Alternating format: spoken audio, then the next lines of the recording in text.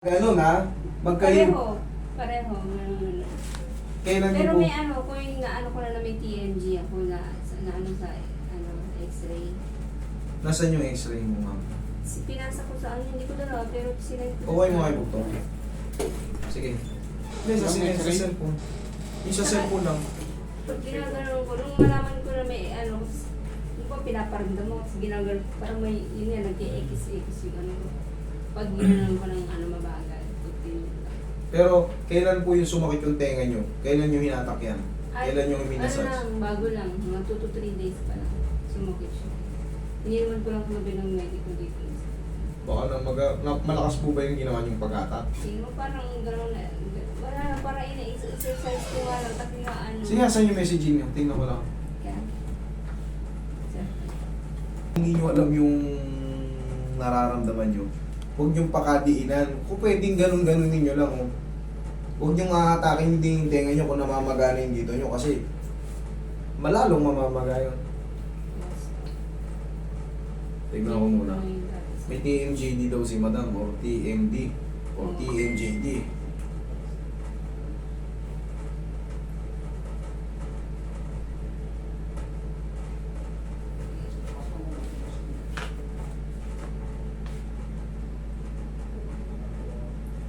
Lumabas, ma'am. Lumabas. O sadyang nakaano yung Tapos buto. pag ginaganon ko yung, pero wala pang tunog. Kaya nung nalaman sa BNTN, pag nilalagay ko yung daliri ko dito, tapos pag ginaganon ko, may tunog talaga siya. Dito sa kabila, wala. Nakalabas. Yun nga lang, ma'am. Meron kayong scratch dito, ma'am, sa kabila. Anong scratch? Yan. Ano yung ibig sabihin? Napupudpud yung ano nyo. Matagal na po ba yan? Yung pagkaalam ito, bago lang ito. Pero Hindi, yung yung- nararamdaman ko nung Yung nararamdaman nyo, noon, kailan pa? Hindi ko alam, basta marami. Mga ilang taon na? Tansya lang. Ilang buwan? Laging masakit yung ulo ko. Kailan pa nga? Lumabas kasi Matagal rito. na, matagal O matagal. na. Lumabas kasi rito sa x-ray. Oh. Ayan o. Oh. Tingnan mo. O dito. Wala. Yung kabila. O. Asan dyan ang scratch? Pagka puro highlight and white, pagka na makikita mo highlight and white, ibig sabihin yan, hindi healthy yung buto mo. Ay, ganun. Pag purong-puro ng highlight and white, ayun, kasi mo, puti-puti. Mm. Yan, pag ganyan ang itsura yan. Yan, pag ganyan ang itsura. Mm. Merong mga spar yan. Anong dapat Pero, gawin dyan? Bali wala naman yun, mami. Ang consequences lang nun, may tumutunog talaga, hindi na mo maiwasan yung tumutunog. Mm. Ganun po yun. Pero, yung masakit, kailangan nyo nang mawala. Pero dahil nga, piningot mo yung sarili mo, o hinatak mo, mamamaga talaga yung kadamay na ito ngayon, pati ito. Pagka piningot mo kasi yung tenga mo at nagkamali ka ng pingot, pati ito masakit na yan. Bakit?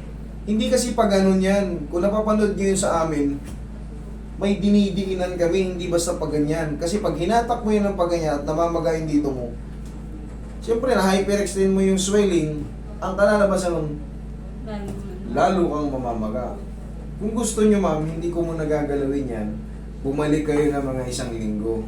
Kasi wala, ang ano ko dyan, ang pagtatansya ko dyan, tatamaan ko yung namamagang tenga mo. Hindi natin ma-adjust kasi ginaganon po yan, o, dinidiinan dito para mabago. Pwede kong gawin yun kaso magtiis kayo sa pain. Kasi nasabayan na nung ano eh. Pero yung sakit ng ulo nyo, kaya kong alisin yun. Sa adjustment sa ulo, sa leg, kaya kong alisin yun. Pero mag-double session tayo dyan. Wala eh, ano, namumula yung tenga ni ma'am eh. Oh, dito. Halatang-halata o namamaga. Pag dininginan ko to, masasaktan kayo. Kaya ang gagawin natin, di ba may tinitake kayong gamot, pahupain natin para isang session lang. Pwede naman alisin, di ba sumasakit-sakit ulo nyo? Pwede ko munang alisin yun kasi dito, without adjustment sa jaw, kaya ko yun. Tapos imamassage ko yung ulo nyo. Pwede yun. Pero yung dito kasi, sa TMJ, pag diniinan ko yan, ngayon may namamaga rito mo, possible na, eh kasi kahit hindi ko galawin, Masakit na siya. di ba? Ayun po yung ano nun. Sa akin kasi hindi ako basta-basta nag-a-adjust. Pag tansya ko, ay baka hindi mo kayanin yung sakit. Or magpipilitan tayo tapos hindi natin matapos-tapos kasi nga sakit na sakit. Mas maganda, pahupain muna yung ano. Kung hindi mo kasi dinagdagan yan, ng Kasi alam ko yung pakiramdam niyan eh. Yung misis ko mayroong ganyan noon eh. Mm. Inilaro-laro niya rin. Eh ngayon, siyempre, ako nagaganito. Mm.